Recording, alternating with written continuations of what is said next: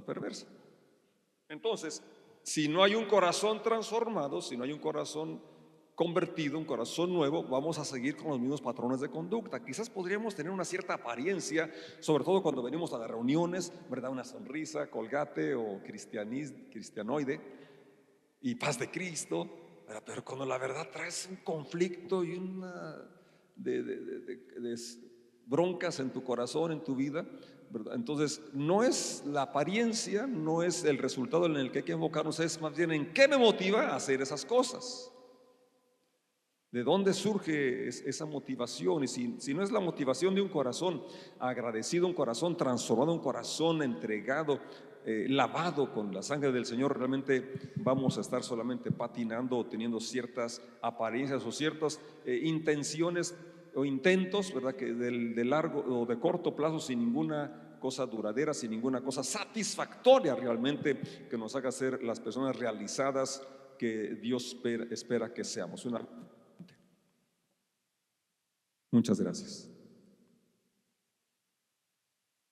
Entonces, la escritura nos habla, primeramente, reconocer la declaración que dice el Señor. El corazón humano, todos los que están aquí son humanos, no son de Marte ni de otro.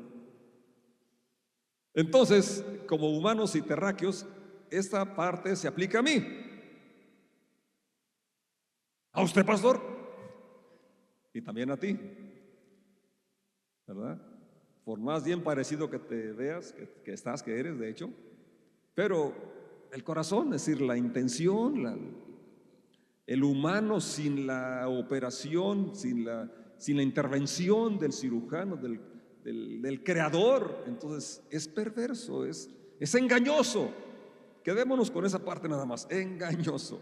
Entonces tenemos que aceptar que como seres humanos estamos en esa condición si no permitimos, ¿verdad? Que el Señor haga ese cambio, realice ese cambio en nuestros corazones y mantenernos ahora también con los hábitos que lo mantengan sano, que lo mantengan limpio. ¿Sí? Porque Dios nos ha sanado muchas veces, pero luego a veces recaemos porque no cambiamos los hábitos que nos llevaron a esa enfermedad, a esa situación. ¿Me estoy explicando? Entonces, es necesaria la intervención de Dios, pero también es necesaria tu participación, la parte que nos corresponde asumirla con responsabilidad y tener un corazón sano. Me refiero a los dos, pero en este caso nos vamos a enfocar al asunto de la voluntad, al asunto del interno, donde residen las decisiones y la esencia del ser humano.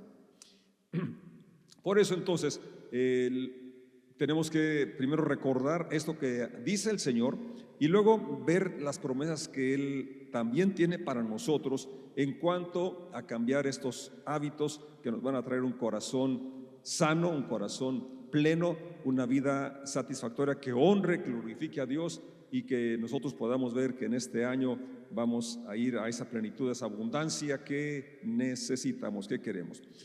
El salmista David en el Salmo 139 dice, el verso 23, examíname, oh Dios, y conoce mi corazón. Ya lo conocía, pero aquí habla de la disposición del salmista y la tuya y la mía que debemos hacer todos los días. Señor, examíname.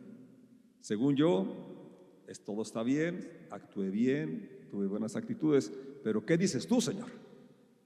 No seas sabio en tu propia opinión.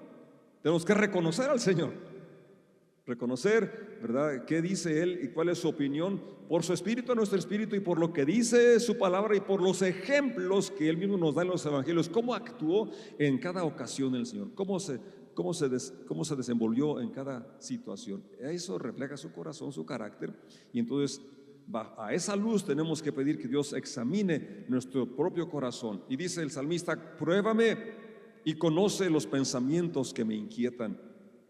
Señálame cualquier cosa en mí que te ofenda y guíame por el camino de la vida eterna. Qué bonita oración para empezar el año, ¿no es cierto?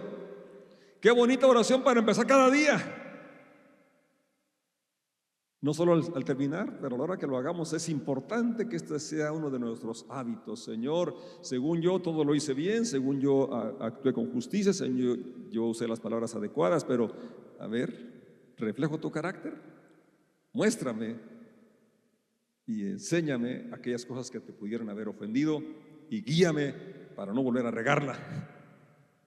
Así es.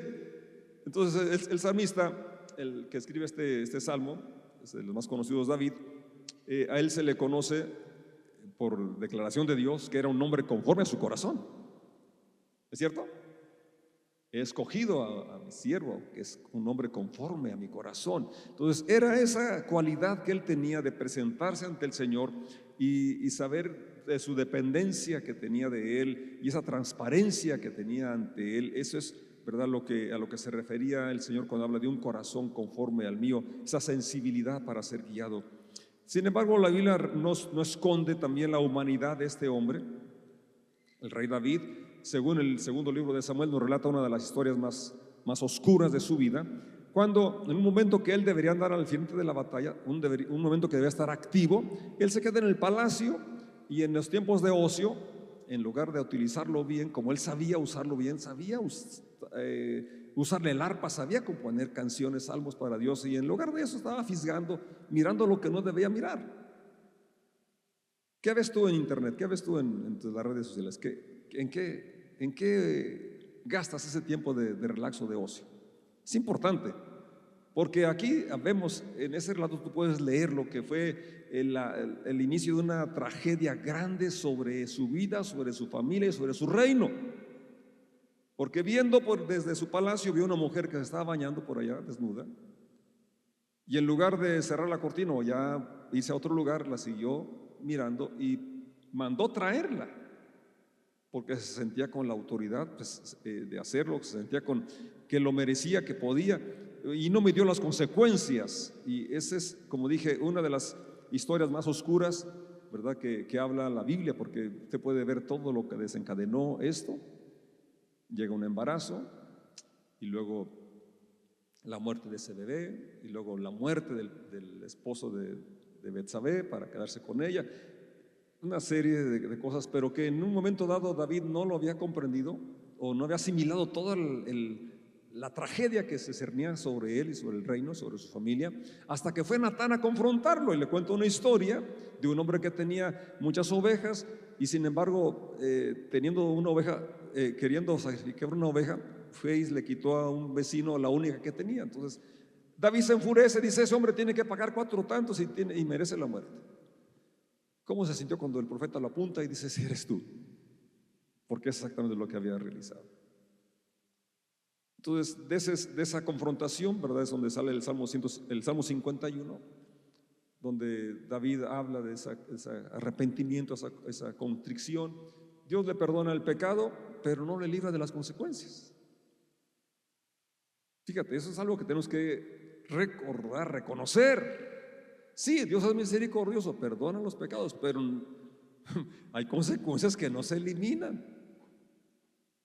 Y de verdad la tragedia ahí está, ¿verdad?, como una lección para ti y para mí, porque recordemos que lo que antes se escribió, para nuestra enseñanza se escribió, para que por la paciencia, por la consolación de la Escritura tengamos esperanza.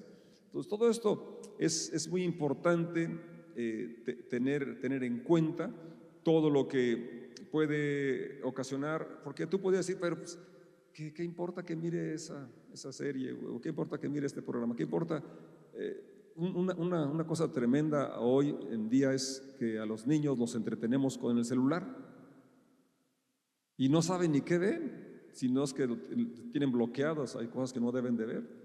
Y no importa la edad que tengan, hay cosas que no nos conviene mirar, porque puede desencadenar algo que desencadenó en la vida de este hombre, que fue tan espiritual, fue tan elevado, pero un asunto de descuido y un asunto de irresponsabilidad trajo mucha tragedia a su familia, al reino, ¿verdad? Y ahí está como una lección para aprender de ella. No está ahí para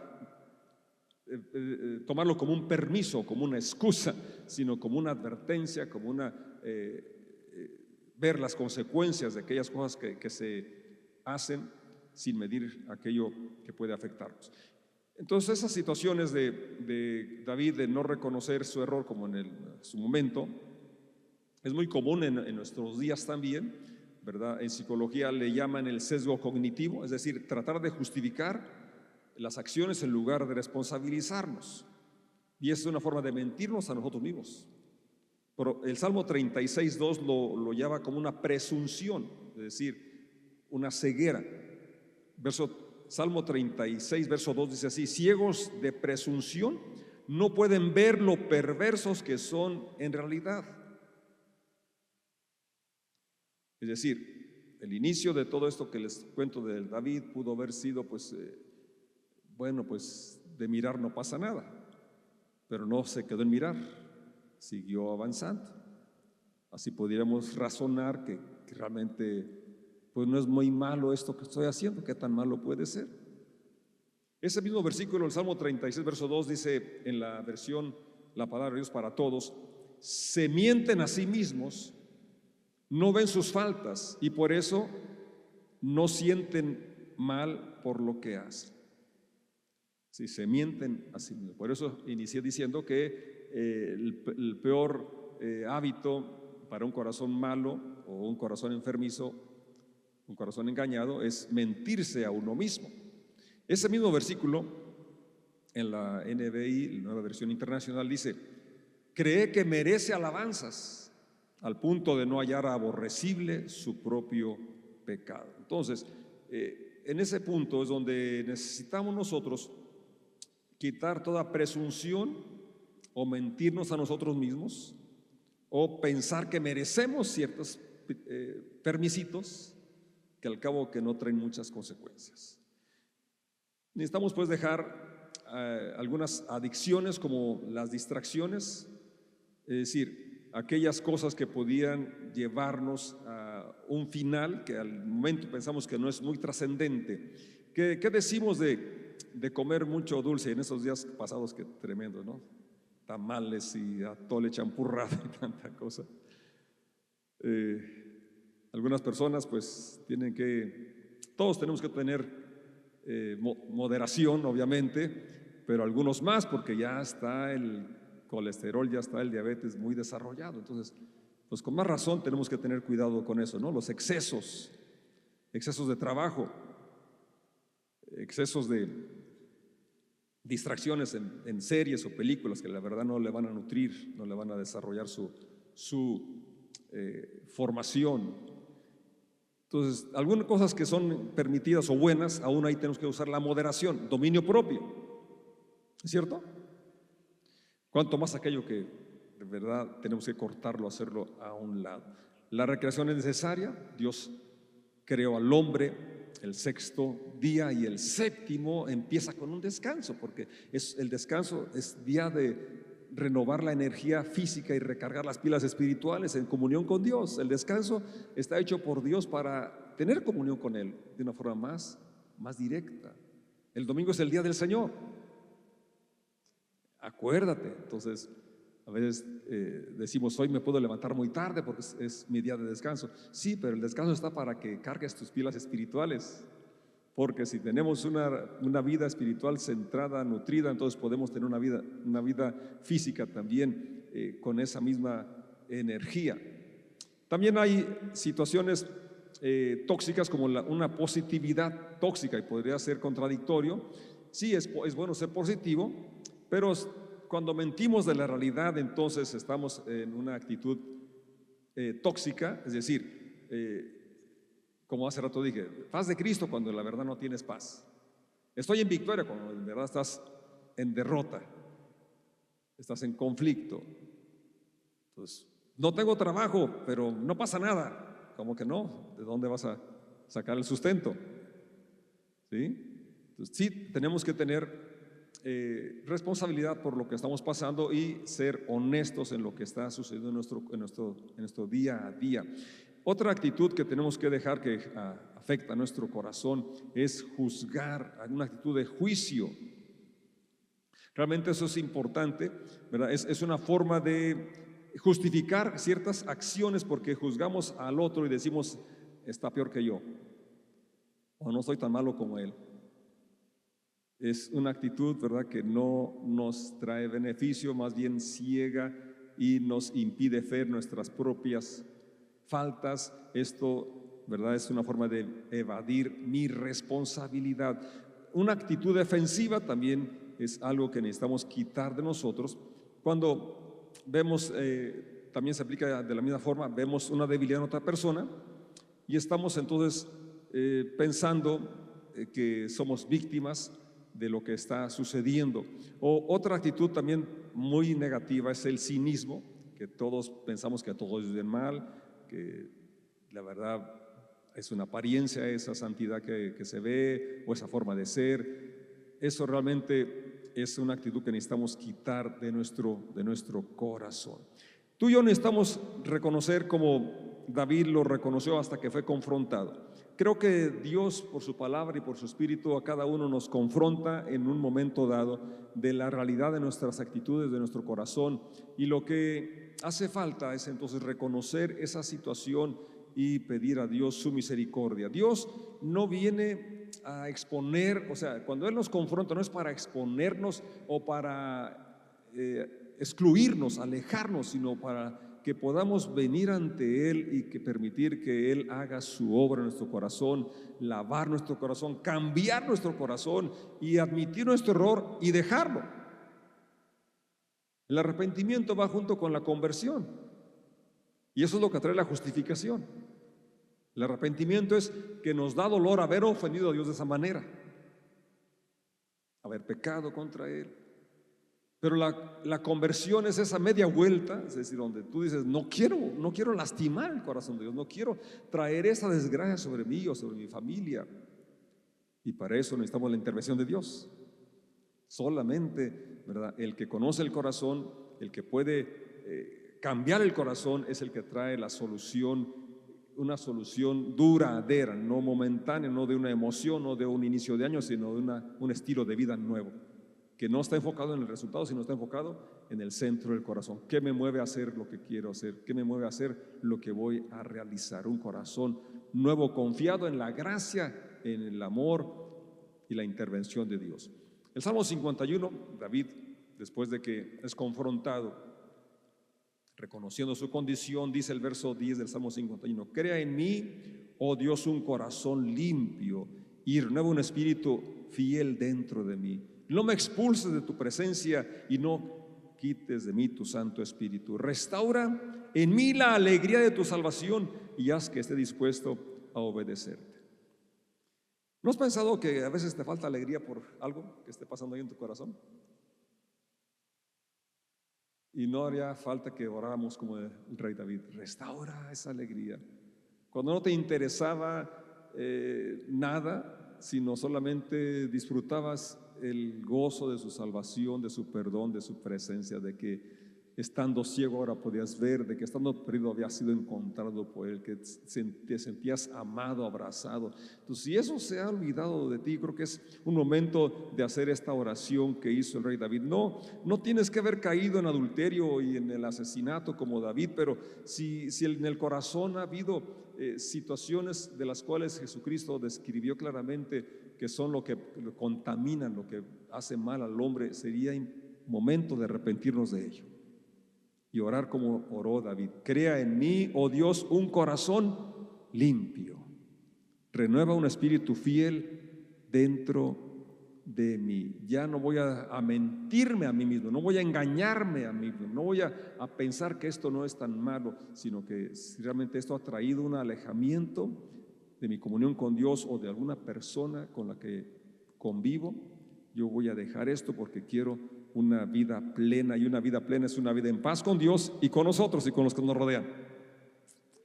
Amén. Y una de las bendiciones que Dios nos da es precisamente el dar, el que, fíjese, conociendo al Señor, el texto con el que iniciamos Jeremías, que dice, engañoso es el corazón y perverso más que todas las cosas, y luego hace una pregunta, ¿quién lo conocerá? Dice el siguiente verso, yo el Señor que escudriño el corazón. Conociendo el corazón, tal y como es engañoso, dice, dame, hijo mío, tu corazón. Porque Él quiere hacer la cirugía que necesita para que tenga sanidad. Él quiere hacer la cirugía necesaria para que se quite el engaño, se quite todas aquellas situaciones que no van de acuerdo a su corazón, aquello que no le agrada, aquello que le contrista. Yo quisiera que estuvieras de pie y hiciéramos una autoevaluación, que tú te tomes unos segundos y hagas una autoevaluación de tu corazón. ¿Cómo quizás te has estado mintiendo en cuanto a tu real condición o situación, actitud de tu corazón? Y pudiéramos orar como oró David: examina, oh Dios, mi corazón. Si hasta aquí tú pensabas que todo está bien, tus actitudes, proceder, a palabras, acciones, ¿por qué no le permitimos a Dios que nos dé su opinión? Y así, con los ojos cerrados, solamente medita y di esas palabras que dijo el salmista: examíname, Señor.